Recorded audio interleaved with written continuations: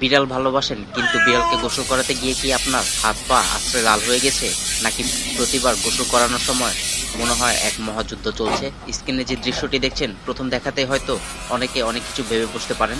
তবে আজকে আমরা জানবো কেন এবং কিভাবে পোষা বিড়ালকে কোনো ক্ষতি না করে নিরাপদ ও সঠিকভাবে গোসল করানো সম্ভব। সোশ্যাল মিডিয়ায় এই ধরনের ভিডিও পোস্ট করলে অনেক সময় নেগেটিভ কমেন্ট বা সমালোচনার ঝড় ওঠে। অনেকে মন্তব্য করেন, বিড়ালকে কেন খাঁচায় রেখে গোসল করানো হচ্ছে, এটা কি অত্যাচার নয়? বাস্তবতা কিন্তু একেবারেই ভিন্ন।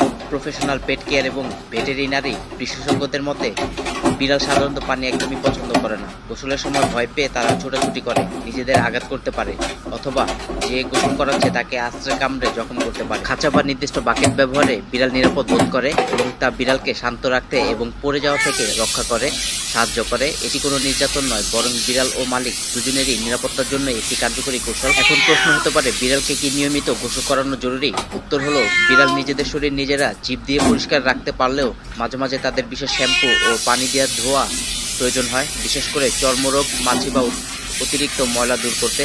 গোসলের সময় কয়েকটি নিয়ম মাথায় রাখা অত্যন্ত জরুরি। কখনোই খুব ঠান্ডা বা গরম পানি দিয়ে ব্যবহার করা যাবে না। হালকা কুসুম গরম পানি বিড়ালের জন্য সবচেয়ে আরামদায়ক। বিড়ালের কান ও চোখে যেন সরাসরি পানি না যায় সেদিকে সতর্ক থাকুন। কানের ভেতরে পানি গেলে ইনফেকশন হতে পারে।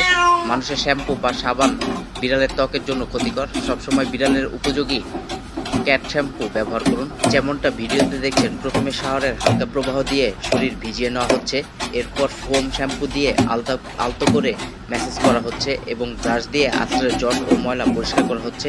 অনেকে টয়লেটের ওপর এই ব্যবস্থা দেখে অবাক হতে পারেন, তবে এটি এমন একটি সুবিধাজনক স্থান যেখানে পানি সহজে নিষ্কাশন হয় এবং পরিষ্কার করা সহজ হয়।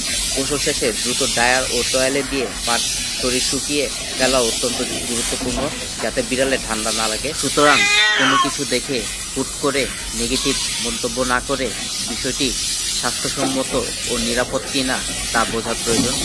সঠিক কৌশল জানা থাকলে পোষা প্রাণীর যত্ন নেওয়া অনেক সময় ও আনন্দদায়ক হয়ে ওঠে। আপনি কি আপনার প্রিয় বিড়ালটিকে গোসল করান খাঁচায় নাকি খোলা অবস্থায়? আপনার অভিজ্ঞতার কথা কমেন্ট বক্সে আমাদের জানাতে ভুলবেন না। ভিডিওটি ভালো লাগলে লাইক ও শেয়ার করে বাকি বিড়াল প্রেমীদের দেখার সুযোগ করে দিন। পথচারী ও পোষা বিড়ালদের গোসল করানো দেখতে আমাদের পাশে